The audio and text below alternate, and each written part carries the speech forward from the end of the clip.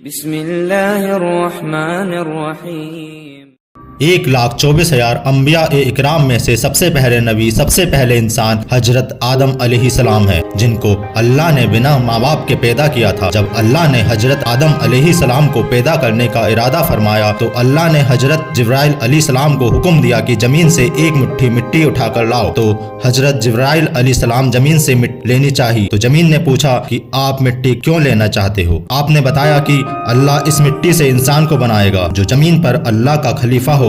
اس پر زمین کہنے لگی، میں خدا کی پناہ مانگتی ہوں اس بات سے کہ مجھے کچھ کم کیا جائے، میری کوئی چیز خراب کی جائے۔ تو حضرت جبرائیل علیہ السلام بنا مٹی لیے واپس لوٹ گئے اور اللہ سے عرض کی، اے میرے رب، زمین نے تیری پناہ مانگی تو میں تیرے نام اور تیری عزت کا ادب رکھتے ہوئے واپس آ گیا اور اسے پناہ دے دی۔ پھر اللہ نے حضرت میکائیل علیہ السلام کو بھیجا تو وہ بھی اس طرح واپس آ گئے۔ پھر اللہ نے حضرت اسرائیل علیہ السلام کو بھیجا۔ جب زمین نے ان سے بھی پناہ مانگی تو انہوں نے فرمایا، میں اس بات سے اللہ کی پناہ مانگتا ہوں کہ اس کے حکم پر عمل کیے بغیر میں واپس چلا جاؤں۔ پھر انہوں نے زمین سے مٹی لی، اللہ کی برگاہ میں حاضر ہو گئے تو اللہ نے حضرت اسرائیل علیہ السلام کو روح قبض کرنے کا کام دیا اور اللہ نے فرمایا، تم نے ہی اس مٹی کو زمین سے الگ کیا ہے تو تم ہی اس کو زمین میں ملاؤ گے، اور اس طرح ان کا نام ملک الموت پڑا۔ ہمارے نبی ارشاد فرماتے ہیں کہ ہمارے اللہ نے حضرت آدم علیہ السلام کو ایک مٹھی مٹی سے پیدا کیا ہے جو پورے زمین سے لائی گئی تھی، جس میں انیک رنگ، نرم اور سخت مٹی شامل تھی۔ بعض مفسرین نے کہا ہے کہ حضرت آدم علیہ السلام کی مٹی میں 60 قسم کے رنگ شامل تھے۔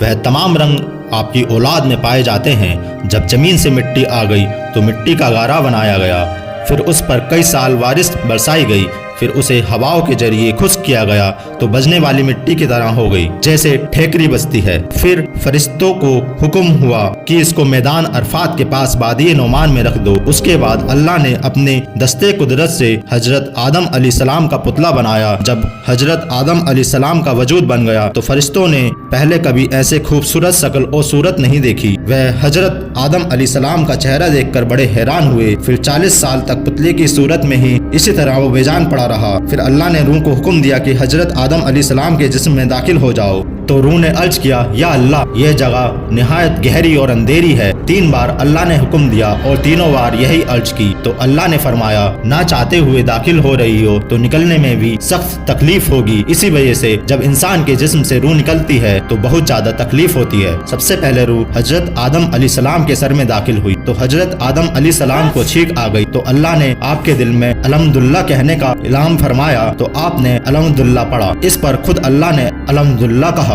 جب روح کمر تک پہنچی تو آپ نے اٹھنا چاہا مگر نیچے لے آئے، کیونکہ نیچے کے حصے میں ابھی تک روح نہیں پہنچی تھی۔ جب تمام جسم میں روح پہنچ گئی تو اللہ نے حضرت آدم علیہ السلام سے کہا، اے آدم، بتا میں کون ہوں؟ تو حضرت آدم علیہ السلام نے کہا، آپ اللہ ہیں، آپ کے سوا کوئی عبادت کے لائق نہیں۔ تو اللہ نے فرمایا، تو نے صحیح کہا۔ پھر اللہ نے حضرت آدم علیہ السلام کو فرشتوں کی بیٹھی ہوئی جماعت کے پاس بھیجا اور فرمایا کہ جا کے کہو السلام علیکم۔ تو انہوں نے فرشتوں سے کہا السلام علیکم، تو فرشتوں نے جواب دیا وعلیکم السلام۔ پھر اللہ نے کہا، اے آدم، یہ تمہارا اور تمہاری اولاد کا آپس میں سلام ہے۔ تو اس طرح سے حضرت آدم علیہ السلام جی پہلے نبی اور پہلے انسان تھے۔ ان کی تکلیف ہوئی تو کمنٹ میں سبحان اللہ ضرور لکھیں، اور اگر آپ سچے مسلمان ہیں تو اپنے سبھی پریچتوں کے ساتھ اس ویڈیو کو شیئر کریں۔ ویڈیو میں انت تک بنے رہنے کے لیے شکریہ بھائیو، تھینک یو فار واچنگ۔